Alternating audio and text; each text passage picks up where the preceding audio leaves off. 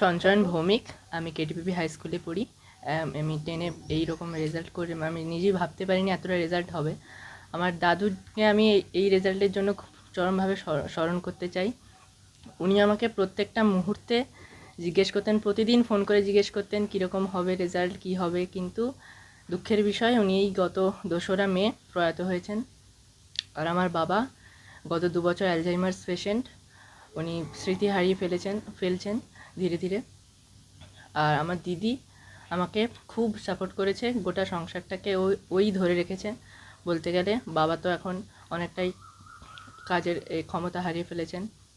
বাবা কোথায় কাজ করতেন? বাবা এই পিডিসিতে কাজ করেন, এখনও করেন। প্রকৃত বাড়ি কোন জায়গা তোমার? প্রকৃত বাড়ি ওই ট্যাংরাখালি, ওই দিকে মানুয়াখালী বলে একটা গ্রামে প্রকৃত বাড়ি আমাদের। তো এই কত নম্বর পেয়েছো?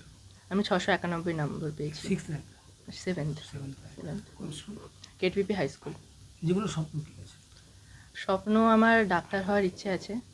আর আমি গিটার বাজাই, আমার গিটার ওইটাও খুব ভালো লাগে। আমি প্রোগ্রাম করি এখানে, নানান দোল উৎসব, দুর্গোৎসব, এখানে যেমন ছোটোখাটো অনুষ্ঠান হয় তখন আমাকে স্কুলের ম্যাম আছেন আমাদের, আইবি ম্যাম, উনি আমাকে ডাকেন, উনি গান তখন আমাকে ডাকেন, আমি ওখানে ওনার সঙ্গে পারফর্ম করেছি অনেক। প্রত্যেক টিচারই আমাকে স্কুলের অনেকভাবে। গান ছাড়া আমার খেলাধুলো খুব ভালো লাগে, আমি ফুটবল খেলতে ভালোবাসি, ক্রিকেটও ভালো লাগে।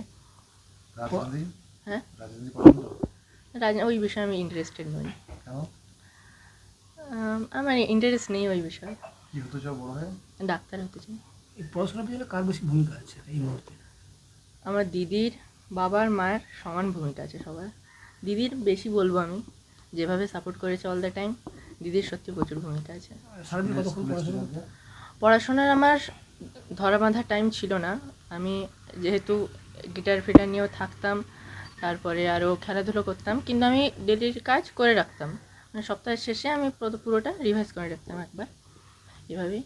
আর রোড মেমোরাইজেশন আমি একদমই ওটা পছন্দ করি না। আমি মানে কনসেপ্টটা বুঝে নিই আমি করে নিতাম, কোনোদিন মুখস্থ করিনি।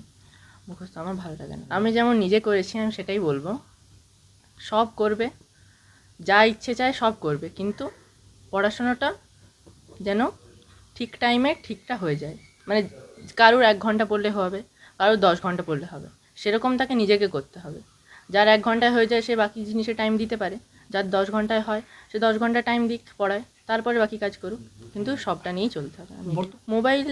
মোবাইল পড়াশোনার জন্য তো মোবাইল লাগেই, কিন্তু গেম খেলা যেটা অনেকে খেলে, সেটা আমি বলবো অতটা খেলা ঠিক নয়।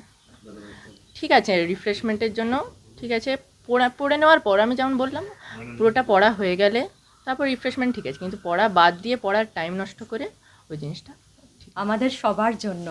সকাল থেকে আমরা জাস্ট স্ক্রিন খুলে বসেছিলাম স্কুলে, সব পুরো স্টাফ রুম। যখন ওর নামটা এলো পুরো সবাই খুব আনন্দে, আমরা খুব সত্যি কি বলবো, ভীষণ আনন্দের দিন। তবে আমাদের এক্সপেক্টেড ছিল, he was always a very very good student, আর খুব ডিলিজেন্ট, খুব পড়াশুনো মন দিয়ে করা এবং যেদিনের কাজ সেদিন করে আনা, নিট অ্যান্ড ক্লিন লেখা, এত মানে মেটিকুলাসলি পড়াশুনো করেছে, এত সুন্দরভাবে সব কিছু করেছে। আর সবচেয়ে বড় কথা, অনেক লড়াই করে, অনেক মানে ওর অনেক অ্যাডভার্স সিচুয়েশন ওর ছিল। যেহেতু বাবা একটু অসুস্থ, তাতে ও কিন্তু in spite of all this difficulties ও কিন্তু অত্যন্ত ভালো করে মন দিয়ে লক্ষ্য স্থির রেখেই নিজের পড়াশুনোটা করেছে এবং নিজের চেষ্টায় আজকে এভাবে দাঁড়িয়েছে। নট অনলি পড়াশুনো, ও কিন্তু ভালো খেলাধুলোয়ও খুব ভালো। যেমন খেলাধুলো তেমন গিটারিস্ট, ও আমাদের স্কুলের গিটারিস্টও। যখন যা প্রোগ্রামস হয় সবেতে পার্টিসিপেট করে, গিটার বাজায়, পড়াশুনো করে, খেলাধুলো করে। হি ইজ আর অলরাউন্ডার স্টার। তো এইটা আমাদের আরেকজন ছাত্রও হয়েছে, he is equally good student. আমাদের কাছে খুব প্রাউড মোমেন্ট যখন সাথে বলছে, পরপর দুজনের কথা বলছে, ভীষণ আনন্দ আমরা সকলে পেয়েছি। আমি হচ্ছি মৌসুমী সেনগুপ্ত, আমি হেডমিস্ট্রেস এই কেটিপিপি হাই স্কুলের।